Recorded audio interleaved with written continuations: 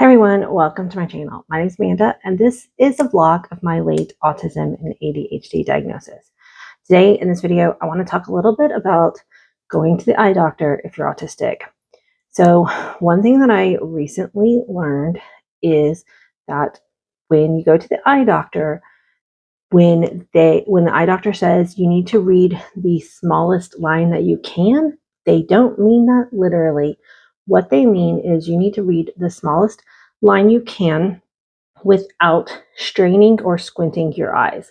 Now, some eye doctors are catching on to this and being a little bit more literal, but overwhelmingly, most doctors will just say, read the smallest line you can. They do not emphasize how important it is to not strain. And there's so many autistic people who will just take that literally, because if you want me to read the smallest line I can, that's going to take me squinting. And when you squint, that basically tightens the muscles in your eyes temporarily, and it gives you a focus point that is further away than typical. The problem is maintaining that squint for a long period of time causes headaches. And so what'll happen is you're squinting and you're like straining to read the chart. The eye doctor is like looking down to make sure that they've got you're saying the right letters. They're looking at their computer, typing in what you're saying. They're doing other things. They're not always looking at you, noticing that you're squinting. And your prescription can be affected by this. And you will be prescribed glasses for that squint. And so when you get your new glasses and you still have to squint to see things far away, you're going to have eye strain and headaches. And a lot of autistic people take this literally. I know I did, and I know my daughter did. Matter of fact, I had to take her back to the eye doctor yesterday because we'd just been a couple months ago, but she was still complaining that her glasses weren't right. They weren't helping. So we went back to the eye doctor and I was like, I don't understand what could have changed. Well, the last time I went to the eye doctor, she was really highly dysregulated that day. And I think because that, even though I told her, try to relax, don't squint your eyes, I think she just didn't have the awareness and she was still doing it, just out of kind of habit. There's also this it's part of the autistic mask for a lot of people. It's like we want to win, we want to get it right, we want to do our best. And so we are like trying to squint really hard to get all the answers correct. And that's not winning the eye doctor test. You want to just, another problem is a lot of autistic people have low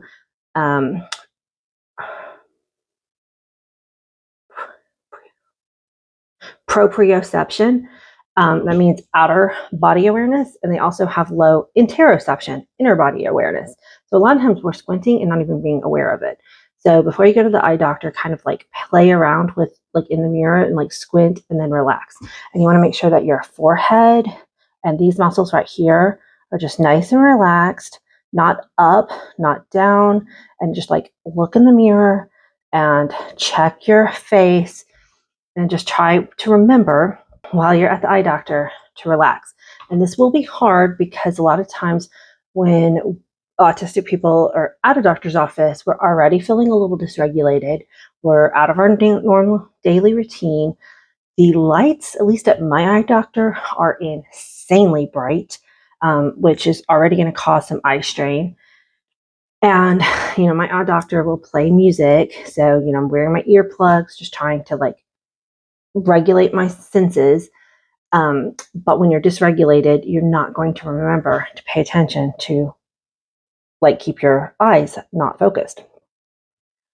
Well, I did a short video on this on TikTok, and the reason why I decided to bring it over to YouTube, because I know a lot of people on YouTube are not also on TikTok. So I was just like, want to make sure that, more autistic people will hear about this. And secondly, it was very fascinating how many people have not heard about this, allistic and autistic, and they thought that the straining is going to happen. And that's the thing. It's not that it's just autistic people who are going to strain to try to get the best answer on the eye chart, but it's more that autistic people are going to take that instruction so literally. And I got comments on that TikTok video from autistic people who were literally calling autistic people stupid, or how could you not know that you're not supposed to strain? You're here to get your eyes checked. And I just want to talk a little bit about how frustrating that type of ableism comes in, because an autistic person is literally doing what the doctor says. Read the best line that you can. If the doctor doesn't give more instruction without squinting or straining, we are doing the thing. That's not being stupid. That is literally following the instructions given to us. And it's really frustrating that autistic people look down on autistic people for being literal. They're like, use your common sense. It's common sense to follow what the doctor told you to do. Like, we're the ones using common sense. We're not inferring and trying to make up stuff that the doctor didn't say. I don't know. Luckily, most of the comments I got were nice and supportive, and most of them were like, oh my gosh, I had no idea about this. But there were, the handful of just people who are very ignorant towards autistic people, which is why I do what I do. Also, the number of comments I got of people who said they just memorized the eye chart and just say the letters from memorization was quite alarming. Don't do that. Just don't do that. You're not going to get a good prescription if you're going off of memory. So another common test at the eye doctor is when they'll have the little glasses and they'll go, and they'll say which one's clear, A or B. It is okay to say neither are clear. It's okay to say, I can't tell. They are so similar, I can't tell the difference. It's okay to use extra words and be like, well, the first one is clearer, but it's still extremely blurry to me. Just like the more that you can describe to the eye doctor what you're kind of experiencing, the more that maybe they can help you. But a lot of people in the comment section didn't realize that you could elaborate or just say neither of these are clear or both of these are exactly clear. Like, a lot of people thought you had to choose one. And so I just want to let y'all know that you can do those options too.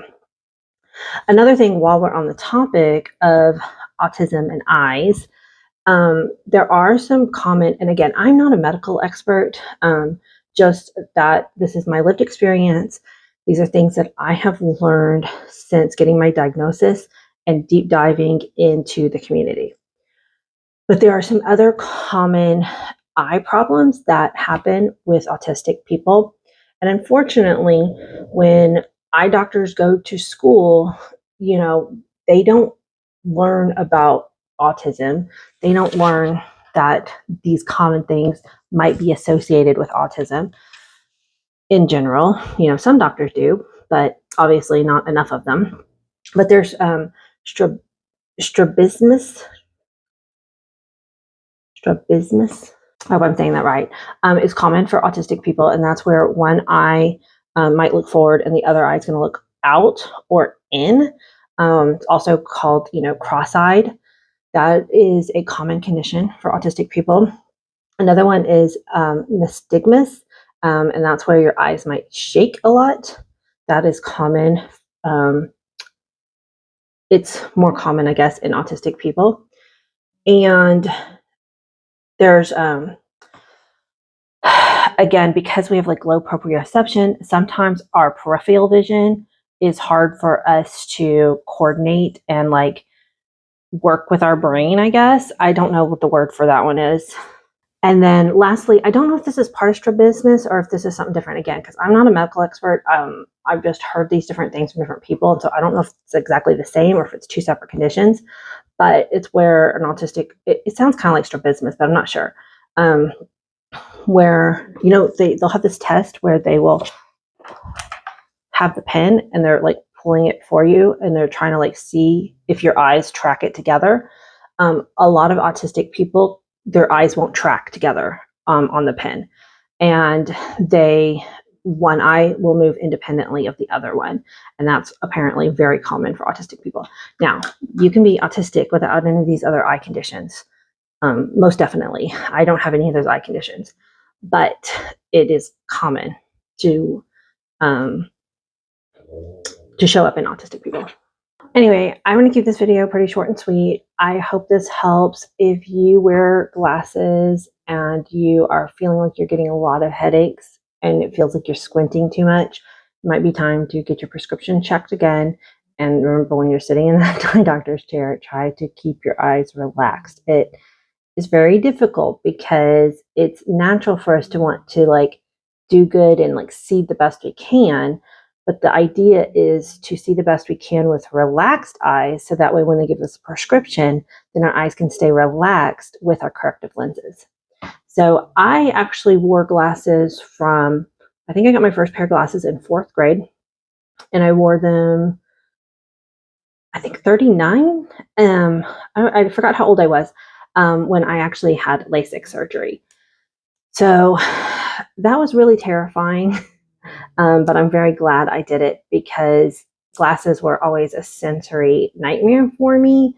And so I was very glad that I had the opportunity to get LASIK surgery. And so far, my LASIK has held up.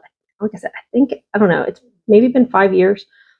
But I'm headed into 44. So probably won't be too long before I need reading glasses, because LASIK doesn't correct for that. Until the next video, guys, bye.